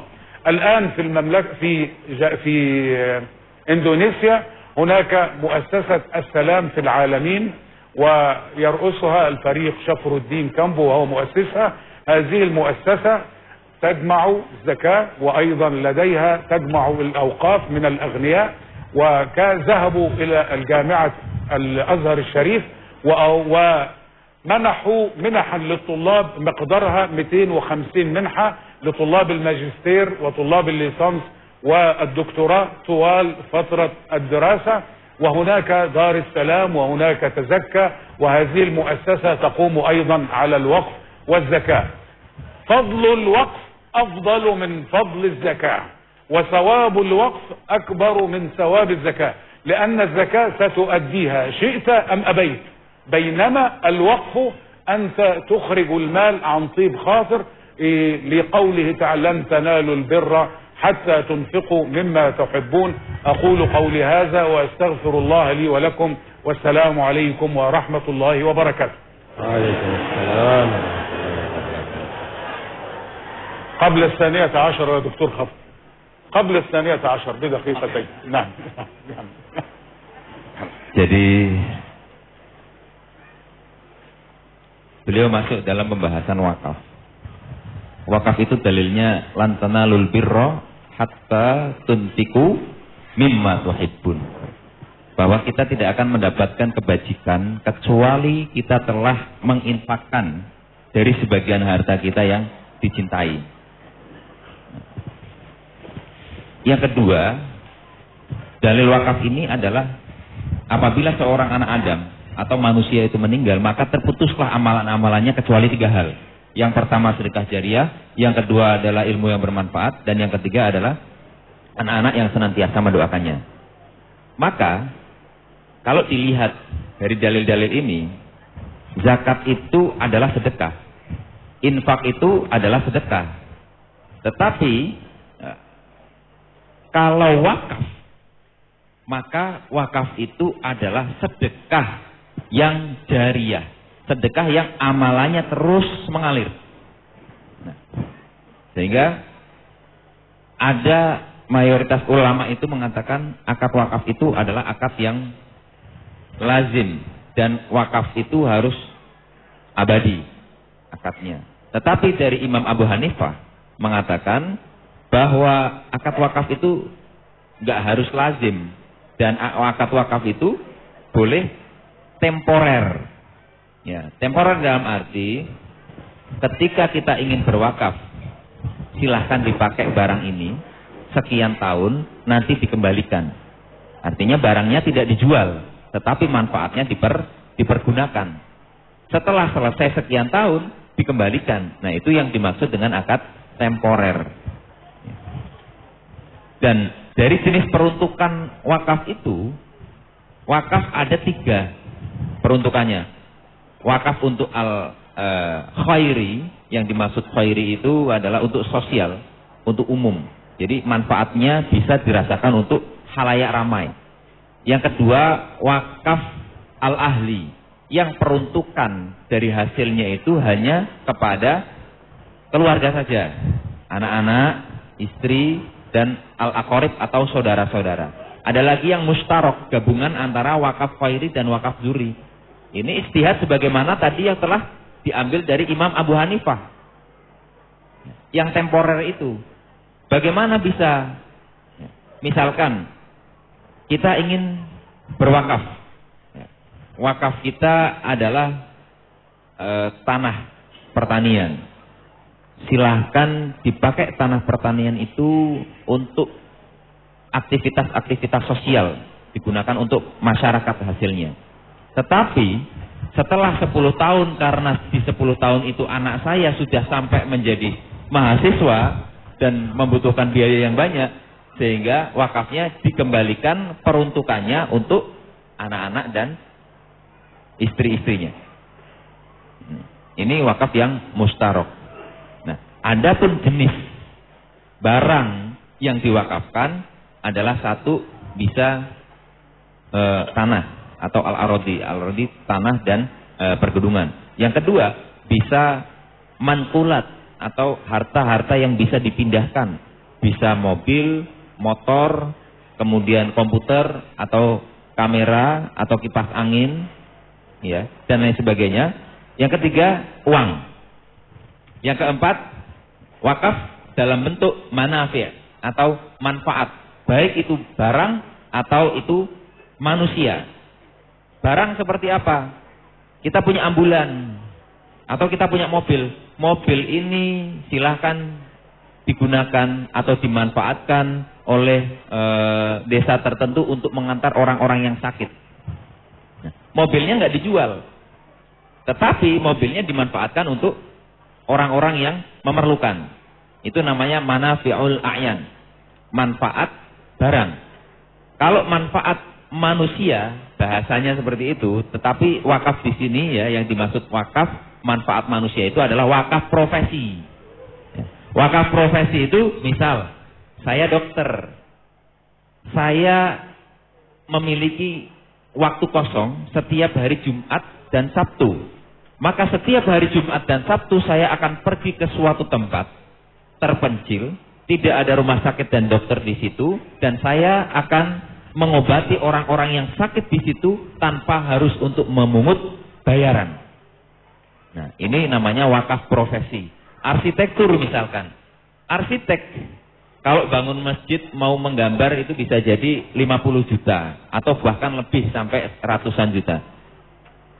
Kalau dia ingin wakaf, maka gambar itu masjidnya, serahkan gambarnya tanpa mengambil hasil daripada bayaran. Ya. Itu wakaf profesi. Rukun wakaf apa saja? Yang pertama wakif. Harus ada orang yang memiliki harta yang diserahkan. Yang kedua mauquf alaihi, orang yang menikmati atau mengambil manfaat daripada wakaf. Yang ketiga harta. Hartanya apa aja bentuknya? Bisa jadi bentuk tanah, bisa jadi rumah sakit, bisa jadi dalam bentuk mewakafkan toko, atau bisa jadi motor, mobil, kapal, dan lain sebagainya. Bahkan pesawat. Ini Etihad itu setiap kali terbang untuk melaksanakan mengantar jamaah haji dari negara mana aja, masing-masing itu punya 10 seat kosong yang hanya diperuntukkan kepada para duafa yang ingin berangkat ke haji. Nah, ini juga disebut sebagai wakaf manfaat. Ya. Lanjutnya di situ ada sirah, pelafalan, ya. Akadnya seperti apa, dan itu juga harus ditulis. Misal, saya ingin berwakaf. Wakaf, barangnya apa? Berapa lama? Untuk siapa? Ya. Karena hal ini untuk mengunci supaya nantinya tidak terjadi suatu hal yang tidak diinginkan. Jadi kalau yang Abu Hanifah itu wakaf temporer, ya, wakaf temporer, maka wakaf temporer bentuknya yang barang-barang bisa kembali. Tetapi kalau wakafnya gedung, kembalinya kemana? Kembali kepada jumhurul ulama. Ya. Kembali kepada yang berpendapat bahwa wakaf itu akadnya adalah akad abadi, tidak boleh ditarik kembali. Maksud contohnya, wakaf masjid. Masjidnya sudah beroperasi, jamaah sudah banyak di situ, mau ditarik lagi, diperuntukkan kepada keluarga, masjidnya dihancurin. Ya. Atau wakaf kuburan. Kuburannya sudah berjalan selama puluhan tahun ini. Mayat-mayat sudah banyak di situ. Tetapi pengen ditarik lagi nih, karena bersandar pada perkataannya atau ijtihadnya Imam Abu Hanifah. Ya tidak bisa dikeluarin tengkoraknya, kemudian orangnya dipindahin, itu nggak bisa. Jadi ada syarat-syarat tertentu di mana wakaf itu sebagai akad lazim dan abadi, dan wakaf yang untuk barang-barang tertentu yang sifatnya bisa akad temporer. Ya. Selanjutnya beliau menyampaikan tentang contoh implementasi dari praktek-praktek wakaf yang sudah ada di Saudi Arabia. Contoh wakafnya itu, kalau kita ke Masjidil Haram, maka kita akan melihat tower Zam-Zam. Itu wakaf dari King Abdul Aziz. Di dalamnya ada hotel, di dalamnya ada toko-toko, di dalamnya ada restoran, dan macam-macam fasilitas yang lainnya. Itu disewakan. Jadi hasil daripada sewa yang didapatkan dikembalikan untuk Masjidil Haram, perawatannya, penambahan fasilitasnya, kemudian untuk pembersihannya, menggaji karyawan yang ada di situ. Nah, itu. Jadi berputar terus. Wujud awal dari harta wakafnya masih ada, hasilnya digunakan untuk kemanfaatan orang-orang dan khalayak ramai. Yang kedua, beliau mengambil contoh Syekh Zayed Nahyan dari Uni Emirat Arab. Syekh Zayed Nahyan ini membuat sebuah perusahaan. Perusahaan awalnya sebagian dari hasil yang didapatkan dari perusahaan ini untuk menafkahi dan untuk diwakafkan kepada anak-anak serta istrinya. Tetapi punya pikiran, ini kalau saya meninggal, kira-kira masih pada bayar wakaf apa enggak ini? Anak-anak dan istri saya. Ya. Akhirnya Syekh Zayed ini membentuk kembali, mendirikan kembali satu perusahaan holding company yang di situ bergerak dalam berbagai sektor. Ada kesehatan, ada industri, ada pertanian, ada pendidikan, ada layanan-layanan lain sebagainya. Dengan modal 100 miliar US dollar diwakafkan untuk membuat perusahaan holding.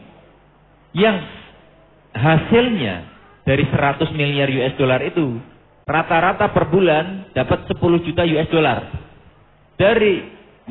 Dapat 100 juta US dollar. 100 juta US dollar itu 70%-nya dinikmati untuk semua masyarakat atau semua kaum muslimin dan orang-orang yang membutuhkan. 20%-nya dikembalikan kepada harta awal yang sebagai modal, ya. Kemudian 10%-nya dikembalikan sebagai dana emergensi cadangan gawat darurat. Kalau misalkan perusahaan yang bermain saham, ya, barangkali sahamnya menurun atau mengalami kerugian di dalam praktek sektor bangunan, ya. Maka inilah dari 10 juta US dollar yang diambil dari 10% dari 100 juta itu tadi digunakan untuk menutupi yang kerugiannya. Nah. Kemudian yang ketiga, Al-Azhar Asy-Syarif. Ini bentuk lembaga pendidikan yang dari harta wakaf. Berdiri sudah 1010 tahun. Di Al-Azhar itu mempelajari mahasiswanya baik ilmu-ilmu agama maupun ilmu-ilmu umum. Ada usuluddin, ada syariah, ada filsafat, ada fikih, ada tafsir, ada hadis dan lain sebagainya. Ada lagi engineer, ada lagi di situ arsitektur, ada lagi mempelajari di situ kesehatan, di situ juga mempelajari kedokteran dan lain sebagainya. Santri yang ada di Al-Azhar saat ini ada 400.000 mahasiswa. Itu di kampus, di universitasnya. Semuanya gratis. Kalau di sekolahan-sekolahan biasa yang SMP dan SMA-nya di Al-Azhar Mesir, itu 250.000 siswa juga digratiskan. Diambil ini dari harta-harta wakaf. Jadi poinnya adalah betapa hebatnya ketika kita bisa menghidupkan wakaf sebagai sarana kebangkitan Islam. Selanjutnya di Indonesia, beliau juga menggambarkan ada ini lembaga filantropi yang bergerak di bidang wakaf. Namanya adalah As-Salam fil Alamin. Ya. Yang diketuai oleh Jenderal Syafruddin Kambo. Dan di sini wakilnya adalah Kiai Anizar Masyhadi. Pada saat gempa Turki, kemudian ada bencana alam di Syria, itu langsung bekerja untuk itu. Mereka kirim 50.000 US dollar. Bukan hanya itu saja, diperuntukkan harta wakaf, pengelolaan harta itu, tetapi juga kepada mahasiswa yang ada di Al-Azhar menempuh pendidikan, baik itu pendidikan umum dan pendidikan agama. Ada 250 mahasiswa yang saat ini sedang dibiayai oleh lembaga Asfa atau As-Salam fil Alamin. Ya. Termasuk pengurusnya adalah, perkenalkan, Prof. Sangido, ya, guru besar UGM, dan beliau juga termasuk sebagai penasehat di As-Salam fil Alamin ini. Itu lembaga-lembaga ini terus maju untuk mengelola dana-dana yang dimiliki umat baik itu mengumpulkannya dan mendistribusikannya sehingga tercipta kebangkitan dan kepentingan keumatan yang terus bisa tercukupi. Terakhir beliau menyampaikan bahwa wakaf itu pahalanya lebih besar daripada zakat. Ya, zakat itu sudah wajib buat kita. Tapi kalau wakaf itu sunnah. Artinya orang yang berwakaf sepatutnya dia telah menunaikan zakatnya. Ya. Dan wakaf di sini ketika dia tunaikan sekali, maka pahala dari wakaf itu terus mengalir. Ya. Zakat begitu ditunaikan harus dihabiskan di situ. Ya. Barangnya harus dihabiskan, uangnya harus dihabiskan, yang diterima oleh orang-orang mustahiknya harus dihabiskan. Dan beliau menyampaikan sampai situ, saya ingin menambahkan sedikit saja. Ada unsur-unsur penting di dalam pengelolaan wakaf. Kenapa wakaf di Indonesia itu tidak berjalan dengan semestinya, atau banyak sekali lembaga-lembaga wakaf tetapi tidak bergerak cepat. Ya. Misalkan pondok wakaf, tapi pondoknya begitu-begitu saja. Masjid wakaf, tetapi masjidnya begitu-begitu saja. Tidak ada hal-hal baru yang muncul. Ya. Karena di sini perlu adanya unsur yang diperlukan untuk mengelola wakaf. Yang pertama, unsur ulama. Yang kedua, unsur profesional dalam pengelolaannya. Yang ketiga, unsur profesional di dalam pengembangannya. Kalau masyayikh atau para ulama atau para kiai, mereka fokus di dalam pengembangan literasi wakaf saja, mengajak orang-orang berwakaf. Tetapi kalau profesional yang mengelola, mereka fokus pada mengumpulkan harta wakafnya dan mendistribusikan atau membagikan kepada orang-orang yang memerlukan. Belajar dari Syekh Zayed Nahyan, itu beliau memiliki orang-orang khusus yang betul-betul profesional dalam bidang investasi, dalam bidang pengembangan harta-harta wakaf. Artinya, pada saat berwakaf rumah sakit, maka orang-orang yang mengelola rumah sakit itu adalah orang-orang profesional. Pada saat membuat sekolah, yang mengelola sekolahannya adalah orang-orang profesional. Kalau kita wakaf lagi misalkan mobil, maka yang menjalankan mobil itu adalah orang-orang profesional. Jadi demikian dari penyampaian beliau dan urian-urian yang telah disampaikan. Semoga mudah-mudahan bermanfaat dan bisa diimplementasikan di dalam seluruh aktivitas kehidupan kita. Billahi taufiq wal hidayah. Assalamualaikum warahmatullahi wabarakatuh. Waalaikumsalam warahmatullahi wabarakatuh.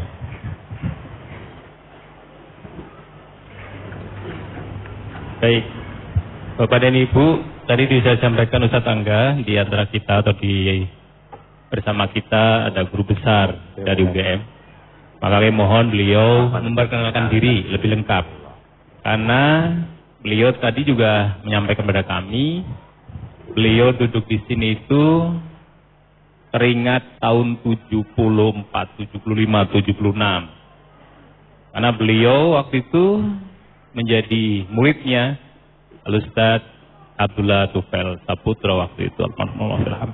Kita mohon beliau bisa memperkenalkan diri, kemudian bisa menyampaikan ya barang 5-10 menit gitu. Monggo. Bismillahirrahmanirrahim. Assalamualaikum warahmatullahi wabarakatuh. Alhamdulillah wa syukru lillah wa la haula wa la quwata illa billah. Wassalatu wassalamu ala rasulillah. Asyhadu an la ilaha illallah wahdahu la syarikalah. Wa asyhadu anna nabiyyana Muhammadan abduhu wa rasuluh la nabiyya ba'dah. Alhamdulillah, terima kasih. Ini Ustadz Khalid Saifullah. Saya diberi kehormatan ini untuk bicara sebentar. Ini mengingatkan saya waktu dari Sugihwaras naik sepeda ontel ke Gading. Dulu mendengarkan ceramah-ceramah setiap minggu pagi yang disampaikan oleh Kiai Haji Abdullah Taufik. Kebetulan waktu itu Ustadz Sukirno masih remaja yang mengurusi aktif, mengurusi mengerin protokoler semuanya. Nah, kemudian saya juga meguru juga di Abdullah Marzuki yang punya 3 serangkai, kiainya Kiai Jamaluddin. Kemudian saya juga meguru pokoknya sesolo raya ini ke Abdullah Songkar yang ada di sekarang ini dekat kantor sekarang Pak Kiai Mudakir kan tidak keliru. Jadi 3 dolah tahun 75, 76, 77 itu yang mengharu biru menggerakkan semua umat sesolo raya ini. Ini persis pada waktu saya mengikuti pengajian Kiai Haji Abdullah Taufik itu ya seperti ini. Kok ini masih subur sampai sekarang? Saya betul-betul heran ini. Sangat luar biasa ini. Jadi saya tadi datang itu, kok ini seperti tahun 76 ya? Begitu. Dulu masih lesehan, tapi sekarang gedungnya sudah mewah sekali. Dulu masih di jalan-jalan pokoknya pakai tenda-tenda sudah sangat luar biasa ini. Mudah-mudahan pengajian ini barokah gitu. Nah, setelah itu saya waktu itu saya masih di Sanawiyah, terus Pondok Pabelan, kemudian kembali Sanawiyah, Unggawan itu ujian, kemudian di Madrasah Aliyah Wonoloyo, kemudian masuk Universitas Gadjah Mada jurusan Bahasa Arab. Gitu. S1 di situ, kemudian S2 juga di Gadjah Mada, S3 juga di Gadjah Mada, lulus S1 langsung diangkat dosen di Universitas Gadjah Mada, kemudian menjadi ketua sekretaris jurusan 2 periode, menjadi ketua jurusan 1 periode, menjadi wakil dekan bidang kemahasiswaan dan kerjasama, kemudian menjadi atas pendidikan dan kebudayaan di Kairo selama 4,5 tahun. Tampaknya waktu di Kairo itu Ustadz Khalid itu tampaknya pas saya di sana kalau tidak keliru. Karena ada yang memberitahu saya, itu yang pimpinan MTA kuliah juga di Al-Azhar gitu. Tapi saya tidak ketemu karena beliau sangat tekun sekali tidak mengikuti kegiatan yang aktivis-aktivis itu. Karena aktivis-aktivis biasanya selesainya terlambat. Nah, Ustadz Khalid itu tepat ini. Jadi memang serius belajar ini. Karena mempunyai tanggung jawab yang besar, harus mimpin jamaah ini. Sehingga beliau alhamdulillah di Kairo sangat serius sekali. Nah, kemudian setelah itu saya kembali ke UGM lagi karena waktu itu dipinjam Kementerian Luar Negeri selama 4,5 tahun begitu. Nah, pada waktu itulah saya betul-betul mendapat pelajaran yang sangat luar biasa. Dari kiai-kiai itu saya betul-betul takzim sekali. Ternyata takzim kita sebagai murid kepada kiai itu sangat luar biasa barokahnya. Begitu. Maka ada pepatah Jawa itu mengatakan gitu. Sanajan guru menehi ilmu neng muride mung sak canting jali. Dikit sekali. Ning yen murid ora takzim karo gurune, murid ora sopan karo gurune, bakal kecemplung sadurunge keli. Wah, ini luar biasa sekali. Maka saya pada guru itu saya takzim sekali. Takzim sekali. Itu. Saya berjuang dengan Kiai Anang, Kiai Nizar sama Mas Angga ini sejak tahun 2004 di Kairo. Ini anak-anak waktu itu masih kurus-kurus, sekarang sudah sudah punya pesantren di Tazakiyah itu santrinya sudah 1000. Oh, saya belum ke sana ini kapan-kapan nengok ke sana. Ini sangat luar biasa. Saya juga tidak mengira muridnya Kiai Abdullah Topel, muridnya Kiai Jamaluddin, muridnya Kiai Abdullah Songkar dan sebagainya, itu memang saya ramu semua. Saya biar banyak pengetahuan dari macam-macam saya ikuti semua itu. Namanya masih muda, jadi pakai sepeda ontel pun juga tidak ada persoalan. Itu ke Gading, kemudian ke MPI, itu yang dekat apa itu Rumah Sakit Muhammadiyah, kemudian di sini dekat apa itu Tiga Serangkai dan sebagainya. Pokoknya sudah. Nah, inilah kemudian menjadi wawasan. Saya juga tidak mengira orang desa yang mengikuti pengajian kok ternyata sudah berkeliling 14 negara. Saya sangat bersyukur sekali ternyata dari kiai-kiai itu memberikan semangat yang luar biasa sehingga ini memotivasi untuk apa itu istilahnya mencari ilmu sebanyak-banyaknya. Dulu pada waktu saya masuk pertama di jurusan Bahasa Arab Universitas Gadjah Mada itu, saya diejek dari kedokteran, dari ekonomi, dari teknik. Kamu jurusan apa? Jurusan Bahasa Arab tuh. Lah kok jurusan unta itu nanti kerjanya di mana tuh? Wah, saya kan minder itu. Kok jurusan unta? Ternyata setelah di Mesir, saya betul-betul naik unta saya di Mesir itu. Naik unta saya. Betul-betul. Ini akhirnya menghantarkan saya hanya satu ayat waktu itu. Itu yarfa'illahil ladzina amanu wa utul ilma darajah. Hanya itu yang saya pegang. Siapa saja kalau mempunyai ilmu, beriman dan mempunyai ilmu, pasti diangkat derajat oleh Allah. Ternyata betul saya itu. Sejak master sampai sekarang menjabat terus. Sekarang ini sebetulnya sudah saya tidak mau, masih harus menjabat ketua departemen, membawai satu program studi magister pengkajian Amerika, dua membawai juga program doktor pengkajian Amerika dan juga membawai juga program magister kajian budaya Timur Tengah. Sampai begitu, makanya sekarang ini saya membimbing pimpinan-pimpinan pesantren. Ada yang dari Tazaka, ada yang dari Darun Najah, kemudian ada yang dari pesantren-pesantren itu. Saya tidak tahu ini pas perkumpulan 24 kiai, baik kiai salat maupun kiai modern, itu titip mumpung Pak Sang itu belum pensiun, tolong ini didoktorkan ini pimpinan-pimpinan pesantren itu. Saya sudah mendoktorkan 3 duta besar. Itu. Nah, Ustadz Khalid kurang tahu, S3-nya di mana ya? Sudah.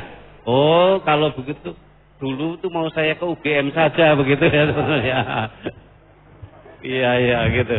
Nah ini mudah-mudahan kita berkumpul di sini dapat barokah dari Allah Subhanahu Wa Taala dan kita juga diberi kesehatan lahir batin sehingga bisa mencari ilmu terus. Oke, saya kira begitu.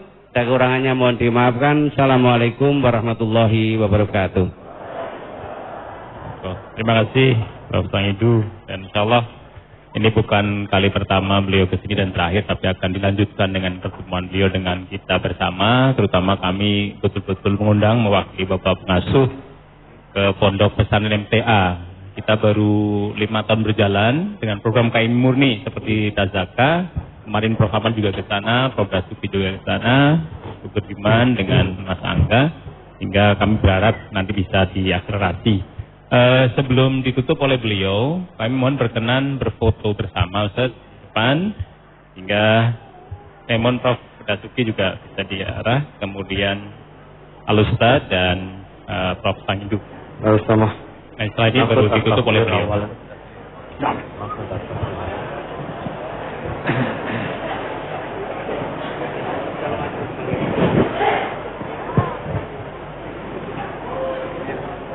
Padahal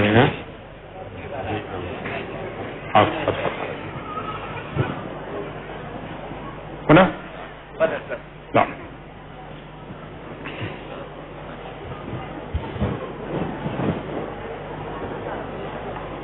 Iya. Enggak, ya.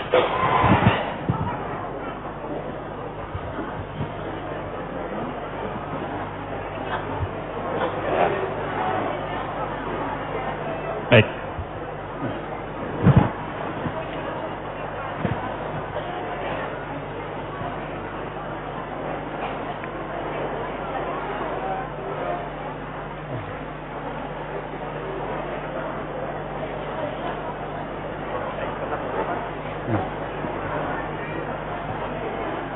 Saya mohon Bapak pimpinan, monggo Ustaz Heru, Ustaz Tarno, Ustaz Harto, Ustaz Narjo, Ustaz Ghazali.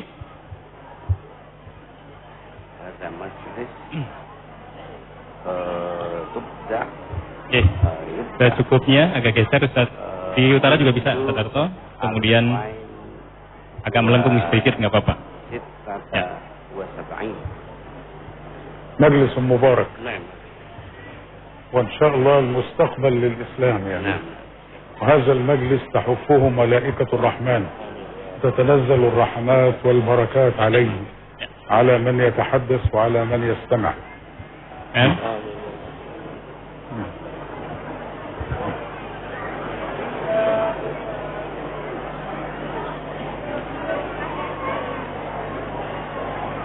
Baik, terima kasih. Untuk segenap tamu bisa ke bawah, kemudian nanti kajian akan ditutup oleh Ustaz.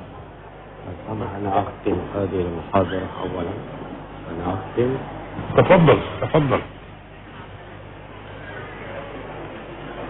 Mohon Bapak ya untuk diberi akses beliau. Saya mohon izin menutup dulu. Ya, terima kasih. Waalaikumsalam warahmatullahi wabarakatuh.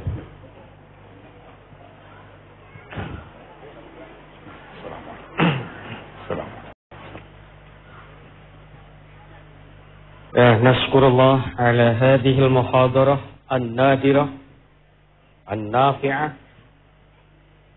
wa nashkuru ila duyufina al-kiram Ustaz Dr. Mustafa Dasuki, Ustaz Dr. Sangidu, wa kadzalika Ustazuna Angga. Saya terima kasih, bersyukur kepada Allah atas apa yang telah beliau sampaikan pada kegiatan kajian Ahad pagi kita. Nah, ini sudah 12:30. Saya rasa untuk nanti pembacaan infak dan lain sebagainya nanti ditunda Ahad depan. Mungkin permohonan doa dari saudara-saudara kita yang perlu kita doakan itu bisa untuk disampaikan sebelum kita akhiri. Permohonan doa kesembuhan bagi saudara kita yang sakit. Ini ada 30 saudara kita yang sedang sakit. Mohon doa untuk kesembuhan dari Al-Ustaz dan jamaah akad pagi. Mari kita doakan. Allahumma shfihi, Allahumma shfihi, Allahumma shfihi. Kemudian berikutnya doa bagi saudara kita yang meninggal. Ibu Samiem, ibunya Bapak Suhirman Nogosari 1, kemudian Bapak Sapyun dari Banjarnegara, Ibu Ratna Dwi dari Barat Magetan, istri Bapak Haryono Tawang Sari 2, Bapak Sugimin Wiro Sukarto Jumantono 1, kemudian Ibu Nafiah dari Temanggung, Bapak Hendro dari Cepu, Bapak Ketut Sandiarsa dari Purbalingga, kemudian Ibu Sri Handayani Wonosobo, dan terakhir Bapak Wagino dari Jebres 1. Ya, mari kita doakan. Allahumma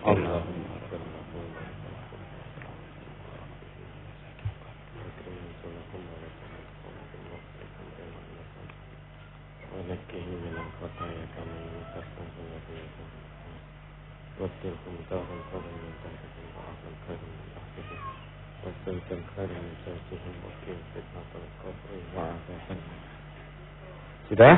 Ya, cukup Ustaz.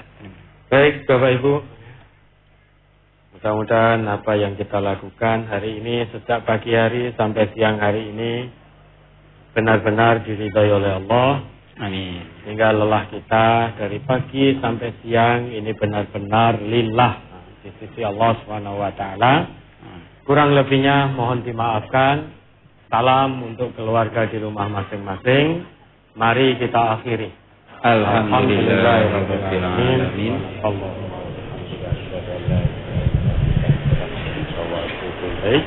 Assalamualaikum warahmatullahi wabarakatuh. Waalaikumsalam warahmatullahi wabarakatuh.